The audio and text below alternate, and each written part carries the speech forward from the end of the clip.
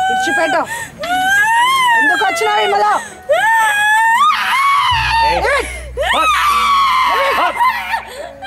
hello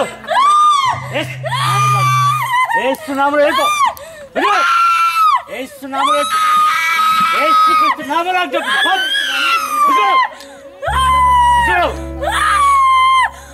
రక్తంలో కొట్టుకొని పోగా ఏసుక్రీస్తు రక్తములు ఏసునామములు ఏసు రక్తములు కొట్టుకొని పో ఏసు రక్తములు ఓ